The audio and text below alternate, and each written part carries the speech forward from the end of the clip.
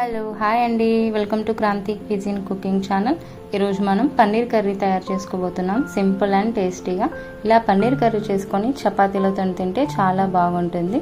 దీనికి కావాల్సిన పదార్థాలు తయారు చేసుకునే విధానం చూద్దాం. ముందుగా ఒక బౌల్ తీసుకొని దాంట్లో 1 కప్పు తీయటి పెరుగు, అలాగే 1/2 టీ స్పూన్ పసుపు, 2 టీ స్పూన్లు ఎండుకారం, 1/2 టీ స్పూన్ ధనియా పౌడర్, 1/2 టీ స్పూన్ సాల్ట్ ఇవన్నీ వేసుకొని చక్కగా కలిసేలా మిక్స్ చేసుకుందాం. అలాగే లాస్ట్లో కొన్ని వాటర్ కూడా వేసుకొని కలిపేసుకొని దీన్ని పక్కన పెట్టేసుకుందాం. స్టవ్ పై ప్యాన్ పెట్టేసుకొని 5 టీ స్పూన్ల ఆయిల్, ఇది కాస్త వేడిన తర్వాత 1/2 టీ స్పూన్ జీలకర్ర, 2 బగారా ఆకులు, 1 దాల్చిన చెక్క ముక్క, 1 కప్పు సన్నగా కట్ చేసి పెట్టుకున్న ఉల్లిగడ్డలు, పచ్చిమిరపకాయలు, అలాగే కాస్త కరివేపాకు వేసుకొని కాస్త సాల్ట్ వేసుకొని కలిపేసుకొని 5 నిమిషాల పాటు ఉడికించుకుందాం.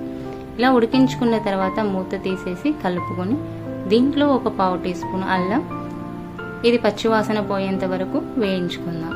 ఇలా వేయించుకున్న తర్వాత మనం ముందుగా రెడీ చేసి పెట్టుకున్న పేస్ట్ ఏదైతే ఉందో అది వేసుకొని కలిపేసుకొని 5 నిమిషాల పాటు స్లో మీడియం ఫ్లేమ్లో పెట్టేసుకొని ఉడికించుకుందాం. ఇలా ఉడికించుకున్న తర్వాత 200 గ్రాముల పన్నీర్ ముక్కలు మీడియం సైజులో కట్ చేసుకున్నవి వేసుకొని ఇవి బాగా కలుపుకోవాలి.